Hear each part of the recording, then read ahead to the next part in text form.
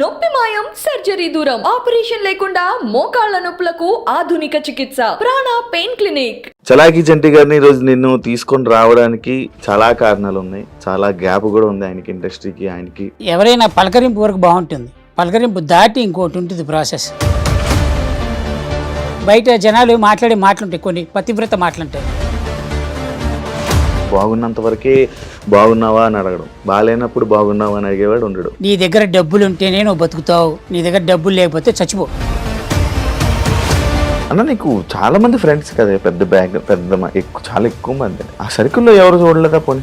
నీ ఇంట్లో పెంచుకునే కుక్కతో సహా రోజు దానికి చికెన్ మటన్ పెడితే నువ్వు డోర్ దిగనే పరిగెత్తుకొచ్చి మీద ఎక్కుతుంది. ఒక 2 నెలలు పెట్టకు, వచ్చేళ్ళే బొక్కేయడని అది తిరుగుతుంది. నువ్వు హాస్పిటల్లో ఉన్నప్పుడు కొన్ని యూట్యూబ్ ఛానళ్ళు కానీ నీ మీద చాలా తప్పుడు రాతలు, కొన్ని అతి మించి రాతలు రాయడం జరిగింది. చంటీకి హార్ట్ అటాక్, చంటీకి బైపాస్ సర్జరీ డైరెక్ట్గా. మనకి ఇక చంటీ లేడా? చలాకి చంటన్ లైఫ్ అయిపోయింది అని కొన్ని ప్రచారాలు చేశారు. నా ఒంటి మీద ఉండే వస్త్రం మీద ఒట్టేసి చెప్తున్నా, సర్వనాశనం అయిపోతారు అక్కడ. నేను బతికుండగానే అది చూసి తెచ్చిపోవాలి.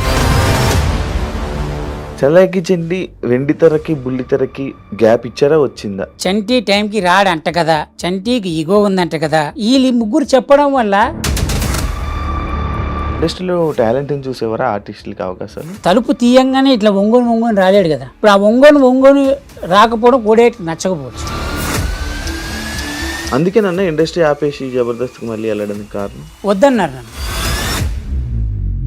నీ సహాయం తీసుకున్న వాళ్ళు, నిన్ను వాడుకున్న వాళ్ళు, నీ వల్ల ఎదిగిన వాళ్ళు నిన్ను గుర్తుంచుకున్నారా, లేకపోతే నిన్ను మర్చిపోయారా? గొర్రె కషాయం అని నమ్ముతుంది. అవతలోడు నన్ను మోసం చేసి ఎదిగాడు అంటే వాడి తప్పు కాదు, నేను మోసపోయినా నా తప్పు. బుల్లితెర మీద కనిపిస్తూ శ్రీన్ కానీ ఆదిరెడ్డి గారు కానీ వీళ్ళందరూ పెద్ద పెద్ద ఛాన్సులు కొడుతున్నారు. లైక్ వాళ్ళకి ఎలా వచ్చాయి, మరి చంటానికి ఎందుకు రాలేదు? వాడు సమయం కోసం చూసి చంటిని ఎక్కడ పడవాలో అక్కడ పొడిచారు. తెలుగు ఇండస్ట్రీ మీద కోపం ఉందా? ఆఫ్టర్ ఆల్ అరే తెలుగు ఇండస్ట్రీలో నేను ఒక టిష్యూ పేపర్నే. హాయ్ హలో నమస్తే, నేను మీ యాంకర్ షో. Welcome to iDream media. ఈరోజు మన ముందున్న guest Chalaki Chanti. Already promo చూశారు. చలాకి చంటి గారిని ఈరోజు నిన్ను తీసుకొని రావడానికి చాలా కారణాలు ఉన్నాయి, చాలా గ్యాప్ కూడా ఉంది ఆయనకి, ఇండస్ట్రీకి ఆయనకి. ఆ కారణాలకి మనకి తెలియని విషయాలు తెలుసుకునే ప్రయత్నం అయితే చేద్దాం. చంటనతో చాలా మాట్లాడాలి యాక్చువల్లీ, ఎప్పటి నుంచో అనుకుంటున్నాం కానీ ఇప్పుడు కుదిరింది. ఆయన బిగ్ బాస్లో నుంచి బయటకు వచ్చాకే నేను ప్లాన్ చేశా, బట్ దాని తర్వాత కొంచెం కొన్ని కారణాల వల్ల అది అలా పోస్ట్ పోన్ అవుతూ రావడం జరిగింది. ఈరోజు వచ్చింది, మాకు అవకాశం ఇచ్చాడు అన్నకి చాలా థ్యాంక్స్ అన్న. ఫస్ట్ దగ్గుండే నెప్పంటే ఎట్టరా. థ్యాంక్ యూ అన్న నా ఇంటర్వ్యూకి వచ్చినందుకు. Thank you so much. ఆరోగ్యం ఎలా ఉంది? సూపర్ అన్న. ఫస్ట్ నాకు బాధ వేసింది అన్న, మొన్న షోలో కూడా నేను అది చెప్పడం జరిగింది, చాలా వీక్ అయిపోయావు. ఆబ్వియస్లీ ఒకసారి ప్రపంచంలో ఎవడైనా సరే ఒకసారి హాస్పిటల్కి వెళ్ళిన తర్వాత వాడి పాత రోజులు ఉంటాయంటే అది నమ్మశక్యమైంది కాదు. ఆబ్వియస్లీ వీక్ అవుతాం కాబట్టి. కాకపోతే ఏంటంటే టైం పడుతుంది పుంజుకోవడానికి, కాస్త టైం పడుతుంది. బై గాడ్స్ గ్రేస్ తొందరగానే పుంజుకుంటున్నా. ఎలా బయటపడ్డారు అన్న హార్ట్ స్ట్రోక్ నుంచి? అది తట్టుకున్నప్పుడు మొత్తం అంత పెద్ద ఇదైపోయి ఇండస్ట్రీ వాళ్ళు ఏమైనా హెల్ప్ అలాంటివి ఏమైనా ఉన్నాయా? ఇండస్ట్రీ వాళ్ళ హెల్పా? ఎవరు చేయలేదు బాయ్. ఎట్లుంటుందంటే ఎవరైనా పలకరింపు వరకు బాగుంటుంది, పలకరింపు దాటి ఇంకోటి ఉంటుంది ప్రాసెస్. అది కొంచెం చాలా దగ్గర మనుషులే చేస్తారు. ఆ పలకరింపు దాటి ఇంకో ప్రాసెస్ ఏంటంటే నేనున్నాను అనే ధైర్యం ఇవ్వడం అనేది అదొక కైండ్ ఆఫ్ ఇది. అది కాక ఇంకో పద్ధతి ఉంటుంది చూసావా, అక్కడికి ఎవరు రారు. సో నేనేమంటున్నానంటే ఎవరు రారు అన్నాకంటే ఎందుకు రావాలంటున్నా. ఎందుకు రావాలనే డౌట్ కూడా ఉంటుంది. ఇప్పుడు సడన్గా నేనే ఉన్నా, నా దగ్గర ఉండొచ్చు ఉండకపోవచ్చు, నేను చెయ్యగలగచ్చు చేయలేకపోవచ్చు. చెయ్యలేని పక్షంలో నేను చేయలేదు అంటే అవతలుడు తప్పు పట్టుకుంటాడు, అలానే నేను తప్పు పట్టినట్టే. సో ఏంటంటే మనం అవతలని తప్పు పట్టే బదులు అట్లీస్ట్ పలకరింపులు అవన్నీ ఉన్నాయనుకో కొంచెం ఓకే, హ్యాపీ ఫీల్ అవుతాం. బేసిక్గా పెద్దగా ఎవరు పలకరించలేదు. కొంతమంది ప్రముఖులు మాత్రం ఫోన్ చేశారు, పెద్దవాళ్ళే ఫోన్ చేసి జాగ్రత్త, బాగానే ఉన్నావు కదా, ఏదైనా ఉంటే నాకు ఫోన్ చేయి అని వాళ్ళు చెప్పడం వాళ్ళ బాధ్యత. చెప్పారు. చెప్తామంతే. నిజంగా ఆన్ స్పాట్కి వచ్చేటప్పటికి ప్రపంచంలో ఎవడేం చేయడరా. ఆ, నీ దగ్గర డబ్బులు ఉంటేనే నువ్వు బతుకుతావు. ఇది కలియుగం పాలసీ. ఉమ్, నీ దగ్గర డబ్బులు లేకపోతే చచ్చిపో. ఉమ్. Straight policy. పెద్ద స్టేట్మెంటే. చాలా పెద్ద స్టేట్మెంట్ ఇస్తున్నా. ఉమ్, సంపాదించే ఊపుకున్నంతసేపు సంపాదించుకో. నీకుగా నీకు ఏదైనా హడులు వస్తుందేమో చెప్పలేనని దాచిపెట్టుకో. ఉమ్, అంతేగాని మన దగ్గర డబ్బులు లేనప్పుడు ఎవడో వచ్చి మనకు హెల్ప్ చేస్తాడనేది పచ్చి అబద్ధం. అందు బాగున్నంత వరకే బాగున్నావా అని అడగడం, బాగాలేనప్పుడు బాగున్నావా అని అడిగేవాడు ఉండడు.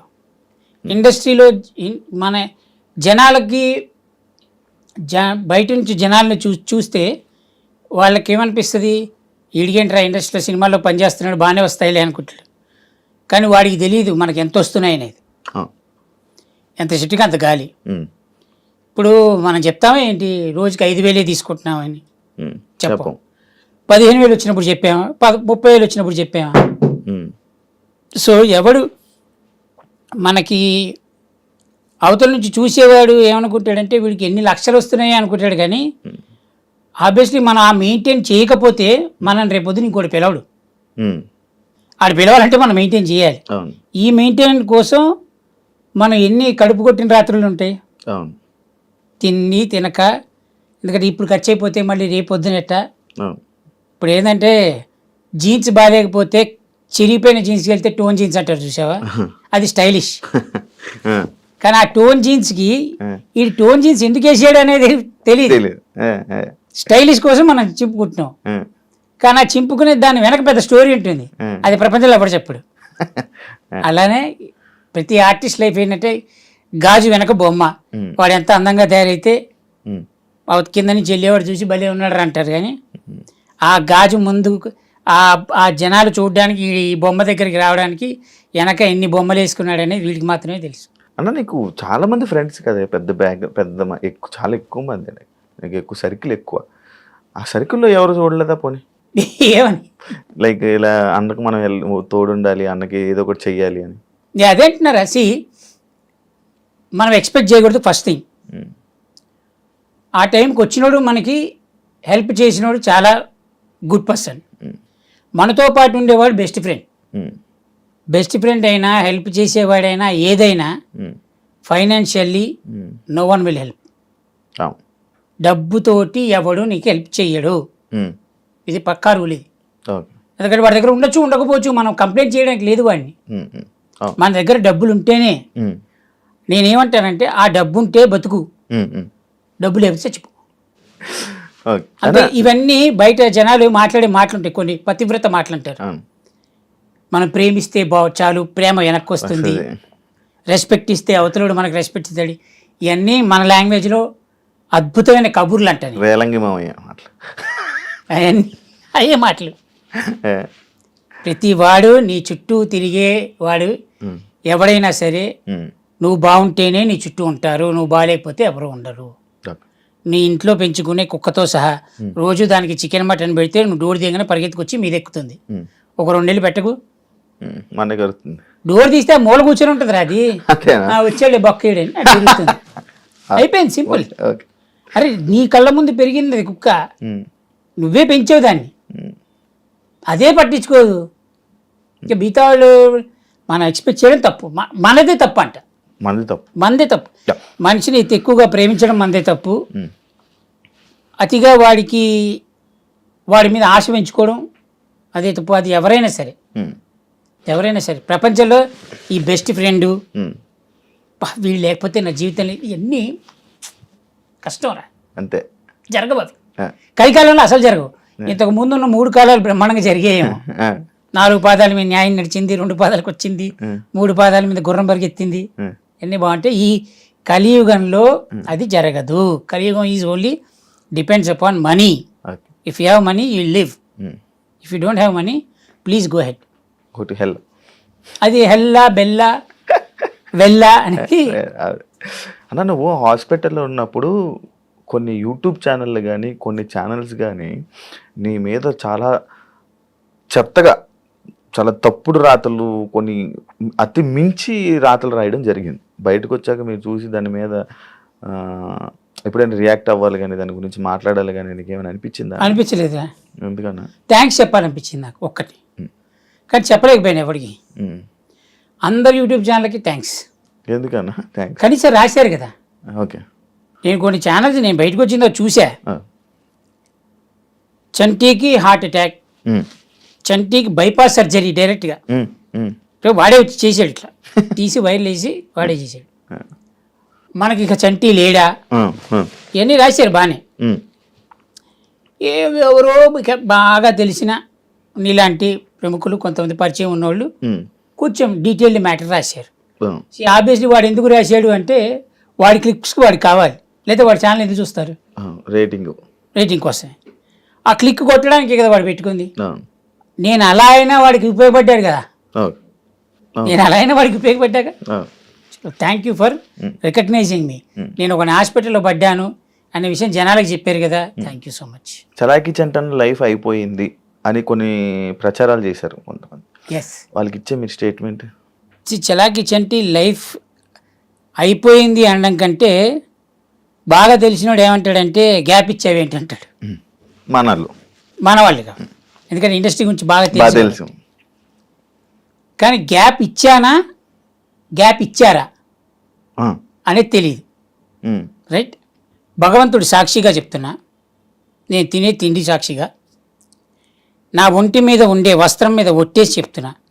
నా ఒంటి మీద ఉండే వస్త్రం అనే పదం ఎందుకు మాట్లాడానంటే చూసే ఆడియన్స్లో కొంతమందికి మాత్రమే అర్థమవుతుంది వస్త్రం అనే పదం ఎందుకు వాడాను. ఓకే, వస్త్రం మీద ఒట్టేసి చెప్తున్నా,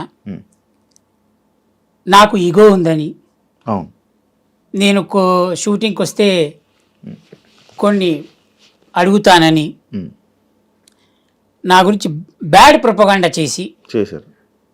నాకు సంబంధం లేని విషయాల్లో నన్ను ఇరికిచ్చి నా కెరియర్లో జరగాల్సిన కొన్ని సంఘటనల్ని ఆపేసి అలా చేసిన ప్రతివాడు నా వస్త్రం మీద ఒట్టేసి చెప్తున్నా, ఇంతవరకు ప్రపంచంలో నేను ఎప్పుడు ఎవరికీ చెప్పలేదు, సర్వనాశనం అయిపోతారు ఆ కొడుకులు. ఆడెవడైనా సరే నేల నాకేస్తారు. ఇది నా శాపం, ఇది కడుపు బండితో చెప్తున్న శాపం ఇది.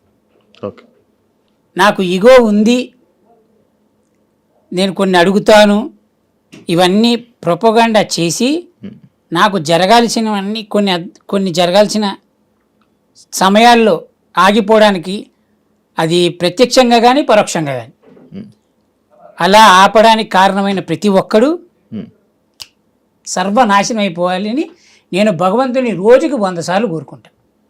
ఒట్టేసి శాపం పెడుతున్నా, ఆ భగవంతుడు నేను తినే తిండి మీద ఒట్టు, నేను నమ్మే దేవుళ్ళ మీద ఒట్టు, వాళ్ళు నా వెనకుంటే వాళ్ళు మాత్రం నాశనం అవుతారు. ఇప్పుడు ఇంకోటి చెప్తా, ఎదుటివాడు చెడు కోరుకోకు అని చెప్తారు చూడ, అది తప్పు. ఎందుకు కోరుకోవద్దు? మనం నాశనం అయిపోయి వాళ్ళు కోరుకుంటున్నప్పుడు మనం ఎందుకు కోరుకోవద్దు అంటారా? That's it. నువ్వేమీ భగవంతుడివి కాదు, సామాన్య మానవుడివి. నువ్వు కడుపుకు అన్నమే తింటున్నావు, వాడు కడుపుకు అన్నమే తింటున్నాడు. వాడు నా చెడుని కోరుకున్నప్పుడు నేను వాడి చెడుని ఎందుకు కోరుకోకూడదు? ఇప్పుడు రేపొద్దున ఇంటర్వ్యూ బయటకు వచ్చిన తర్వాత నువ్వు ఎలా అలాంటి వాళ్ళ గురించి మాట్లాడుతున్నావు అంటే వాడెవడో నీకు తెలుసు, ఎవడైతే కమెంట్ పెడుతున్నాడో. రైట్, నా చెడుని ఎవరు కొడుకున్నాడో నీకు తెలుసు. అలాంటి వాడితో సహా వాడు కూడా నాశనం అయిపోవాలి, సర్వనాశనం అయిపోవాలి. ఎందుకంటే నేను బాగాలేనప్పుడు నువ్వెందుకు బాగుండాలి? Simple policy. నేను బాగుంటే నువ్వు బాగుండాలని కోరుకుంటా. నేను నాశనం అయిపోవడానికి కారణం అయినోడు ఎవడైనా నాశనం అయిపోవాలి. అది that's human mentality, human tendency, human nature. ఇప్పుడు సముద్రంలో ఎక్కువ చెత్త వేసి అది రిఫ్లెక్ట్ ఎప్పుడో కొడుతుంది, మొత్తం అందరూ బిస్కెట్ అయిపోతాం. దాని సముద్రం తప్ప కాదుగా, నువ్వు వేసావు చెత్త, అది తిప్పి కొట్టింది. నేనంతే, నా మీద చెత్త వేసాడు, నేను తిప్పి కొడుతున్నా. భగవంతుని అడుగుకుంటున్నా, వాడు నాశనం అయిపోవాలి, తొందరగా నాశనం చేయరా, అది నేను బతుకుండగానే చూడాలి ఆ నాశనాన్ని అని. హ్యాపీ. చలాకీ చంటి వెండితెరకి బుల్లితెరకి గ్యాప్ ఇచ్చారా, వచ్చిందా? లైక్ ఎందుకు ఇవ్వాల్సి వచ్చింది ఇప్పుడు ప్రెసెంట్? అదే చెప్తున్నా మళ్ళీ సేమ్ అదే topic. Same topic. Okay okay. మనం ఏదన్నా ఓ సినిమా ఆఫీస్కి వెళ్తే అవును, అది ఇప్పుడు యాక్చువల్లీ నేను అదే అడగబోతున్నాను. Like, ఏదైనా మనం సినిమా ఇండస్ట్రీలో ఉండాలి అని అంటే చాలా ఒక క్వశ్చన్ అది. సినిమా ఇండస్ట్రీలో ఉండాలంటే లేకపోతే కొంచెం సక్సెస్ అవ్వాలంటే సినిమా ఆఫీసులకి వెళ్ళి నాకు సినిమా అవకాశం ఇవ్వండి అని అడగడం కానీ లేకపోతే వాళ్ళతో మంచిగా ఉండడం కానీ జరిగితేనే వాళ్ళు ఇండస్ట్రీ కొంచెం సక్సెస్ అవుతుంది అంటారు. కానీ చలాకీ చంటికి ఏదో ఈగో అడ్డు పెట్టి కానీ లేకపోతే అడగడు ఏం చేయడు అనేది ఒక టాక్ ఉంది. అక్కడ ఏంటది ఈగో అడ్డు టాక్ టాక్ రైట్. అంటే నీకెవడో చెప్పాడు, అవును ఇప్పుడు నీకుగా నువ్వు నాతో తిరిగితే నీకు తెలుస్తుంది. అవును ఇప్పుడు ఎవడో చెప్పిన మాటలు నువ్వు నమ్మి నువ్వు నన్ను అడగకుండా లేదా నువ్వు నా గురించి తెలుసుకోకుండా నువ్వు ఎలా తీసుకున్నావు డెసిషన్? సింపుల్ ఫ్యాక్ట్, సింపుల్ చెప్తా. ఇప్పుడు నేను ఒక సినిమా ఆఫీస్కి వెళ్ళా, అక్కడ డైరెక్టర్ పరిచయం, డైరెక్టర్ని అడిగా, ఆయన 4 రోజులు డేట్లు ఇచ్చారు మనకి. కో డైరెక్టర్ని పిలిచారు, డేట్లు ఇవ్వండి అన్నాడు. కో డైరెక్టర్ అన్నాడు నెంబర్ రాసుకున్నాను భయ్యా, మీకు తొందరగా ఫోన్ వస్తుంది. ఇప్పుడు ఈ సినిమా పలానా సినిమా ఆఫీస్ నుంచి నాకు డేట్లు వస్తుందనే ఆశతోటి మనం బతుకుతుంటాం, రైట్? అది రాదు. అది ఎందుకు రాదు అంటే దాని వెనక 100 కారణాలు ఉండొచ్చు. ఎలా అంటే ఆ కో డైరెక్టర్కి నేను పడకపోవచ్చు, లేదా ఇప్పుడు నేనేమంటానంటే నాకు ఈగో అనే టైప్ ఆలోచిస్తే ఆబ్వియస్లీ ఒక ఆర్టిస్ట్ అనేవాడు తలుపు తీయంగానే ఇట్లా ఒంగోని రాలేడు కదా.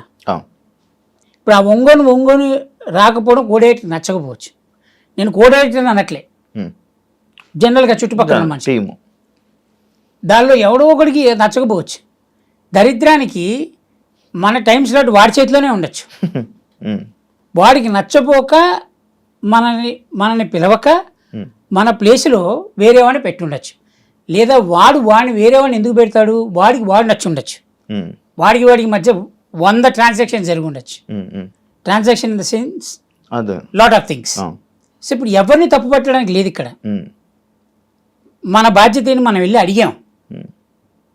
అలానే ఒకే ఆఫీసుకి 100 రోజులు తిరగంగా, 100 రోజులు తిరగంగా, 100 రోజులు తిరిగేటప్పటికి 100 రోజులు ఏ ఆఫీస్కి వెళ్తాం?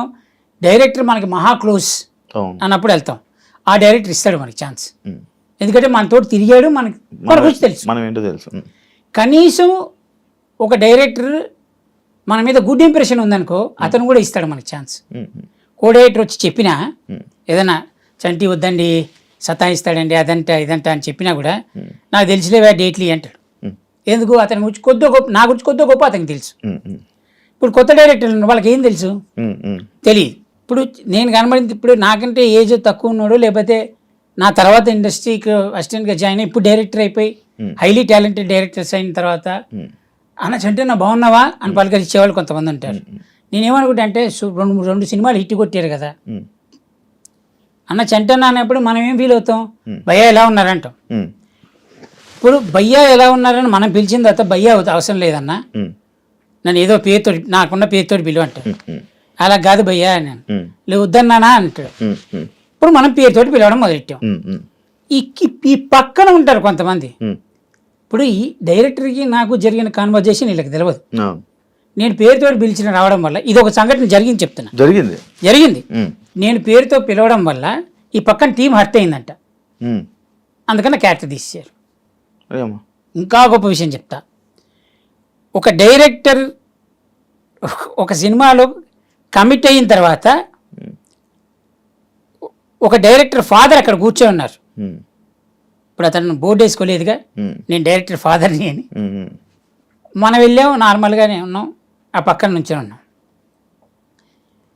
మనం ఆయన సిగరెట్ తాగుతున్నాడు, నేను సిగరెట్ తాగుతున్నాను. ఇప్పుడు ఆయన డైరెక్టర్ ఫాదర్ అని మనం తెలిస్తే మనం రెస్పెక్ట్ ఇచ్చి అయ్యో సారీ అంకుల్ అని మనం అటు వెళ్ళిపోతాం, లేదా అసలు అటు సైడే వెళ్ళాం.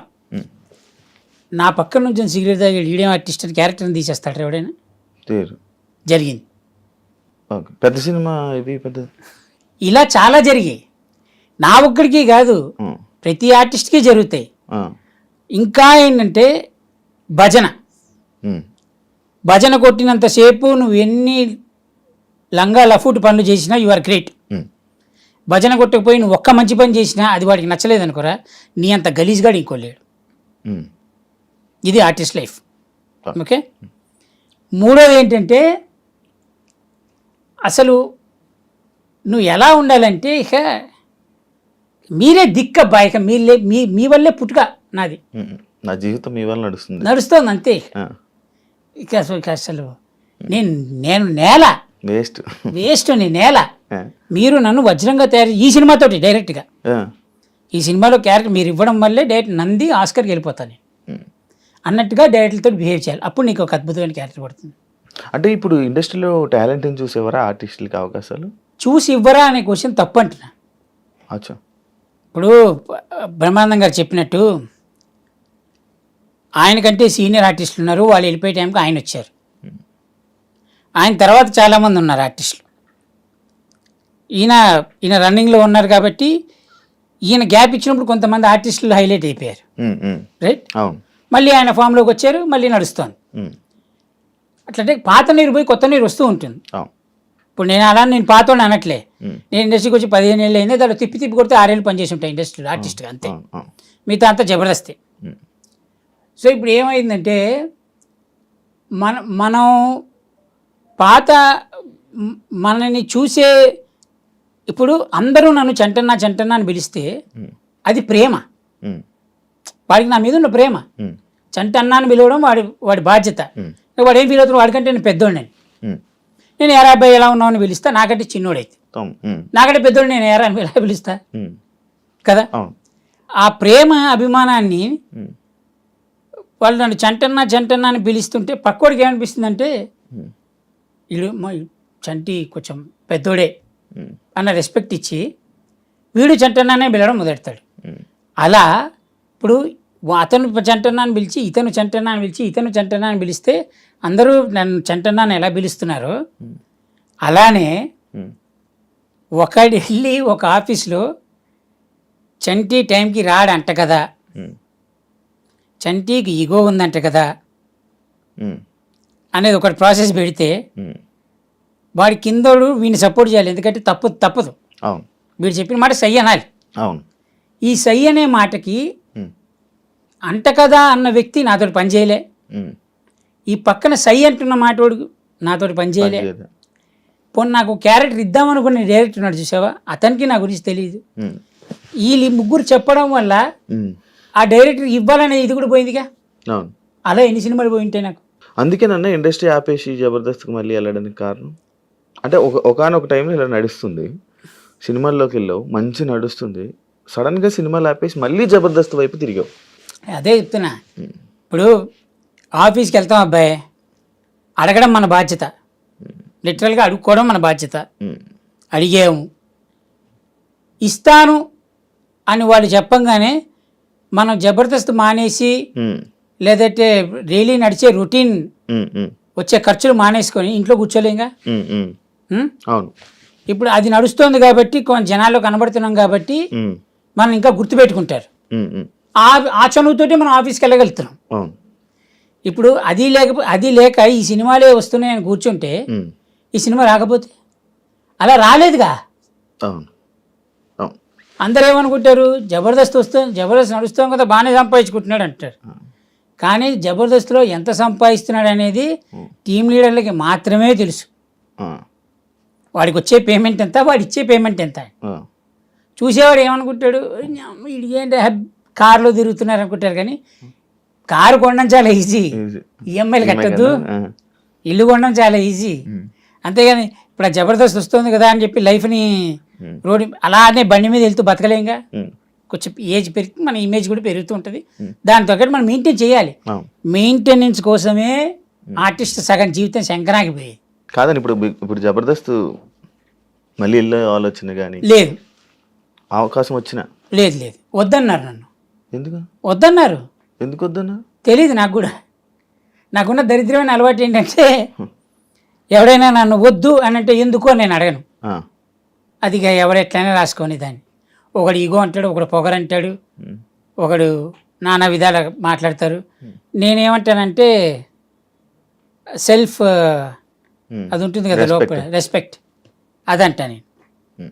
ప్రపంచంలో ఎవరికి లేదు ఈగో. అసలు ఈగో లేని జీవరాశి ఈ భూమి మీద ఎవడూ పుట్టలేదు ఇంతవరకు. ఈగో లేని జీవరాశి అవును. భూమి మీద ఏ పుట్టక లేదు. ఏదో ఒక చిన్న దాంట్లో కనిపిస్తుంది ఉంటుంది. ఉమ్. మరి వాళ్ళు ఎలా అంటారు నాకు ఈగో ఉందని నాకు అర్థం కాదు. ఇప్పుడు నీ దగ్గర తప్పు లేనప్పుడు కదా నువ్వు ఎదుటి తప్పు అని చెప్పాలి. నీ కథ అంతా నీ ఈగో మీద అంటే నీ ఈగో అనే టాపిక్ మీద నడుస్తుంది ఇప్పటికీ నేను ఇందాక చెప్తుంది అదే. నేను ఒంటి మీద వేసుకున్న వస్త్రం మీద ఒట్టేసి చెబుతున్నా, నాకు ఈగో ఉందని ప్రచారం చేసి ఈ ప్రచారం వల్ల నేను నష్టపోయిన ఎంతైతే నష్టపోయానో ఈ నష్టానికి కారణమైన ప్రతి ఒక్కడు నేను నమ్మే భగవంతుడి వల్ల సర్వనాశనం అయిపోవాలి. అది నేను భగవంతుడిని కోరుకునేది. నేను బతికుండగానే అది చూసి చచ్చిపోవాలి. ఇంకో జన్మెత్తి వాడు ఈ పాపం క్యారీ వద్దు, నా కళ్ళ ముందే వాడి నాశనం అయిపోవాలి. ఇండస్ట్రీలో సెంటర్కి శత్రువులు ఉన్నారా? శత్రువులు ఉన్నారా అంటే పబ్లిసిటీ చేసినోడు తెలియాలి. ఆడికి నేను ఫ్రెండా శత్రువునా? పబ్లిసిటీ చేసినాడే శత్రువు. That's it. ఇప్పుడు ఇప్పుడు నీకు పెద్ద సెలబ్రిటీ ఇంటర్వ్యూ ఇస్తానాడు అబ్బాయి, నువ్వు ఎంత ప్రిపేర్ అవుతారా? నువ్వు రేపు పొద్దున సెలబ్రిటీ ఇంటర్వ్యూ చేస్తానంటే ఈరోజు రాత్రికి మొత్తం బ్రీఫ్ చేసుకుంటావు. నువ్వు క్వశ్చన్ రాసుకొని దాన్ని మళ్ళీ రెక్టిఫై చేసుకొని ఒకవేళ పొరపాటున మనం ఏమన్నా పదాలు ఏమైనా తేడాలు ఉన్నాయా అని కూడా అనుకొని టక్కున రేపొద్దున ఆ సెలబ్రిటీ రాలేదు, నువ్వేమనుకుంటావు? మిస్ అయిపోయాడు అనుకుంటావు. కానీ నీకు ఒక ఇన్ఫర్మేషన్ వచ్చింది, ఆ సెలబ్రిటీకి నీతో ఇంటర్వ్యూ చేయించుకోవద్దు అని ఒకటి చెప్పాడు. నీకు ఎవడి మీద కోపం? చెప్పినోడి మీద. అలా ఎలా ఉంటుంది చెప్పినోడి మీద? ఫస్ట్ ఆడు ఎందుకు చెప్పాలి అని ఉంటుంది కదా. ఇప్పుడు సెలబ్రిటీ మీద కాదు కదా కోపం నీకు. అంటే నీకు రావాలి ఈ రోజు జరగాల్సిన నీ ఫుడ్, ఈ సెలబ్రిటీ వల్ల నీకు ఇంటర్వ్యూ అయితే ఇది హై రేంజ్కి వెళ్తుంది. అంత పెద్ద సెలబ్రిటీ నువ్వు ఇంటర్వ్యూ చేసావని నీ గురించి జనాల్లో చూస్తారు, రేటింగ్ పెరుగుతుంది, నీకు కాస్త డబ్బు ముడుతుంది. రైట్? ఇప్పుడు చెప్పినోడు ప్రత్యక్షంగా చెప్పాడా? నీ ముందు చెప్పాడా? లేదు. పరోక్షంగా అయితే చేశాడుగా.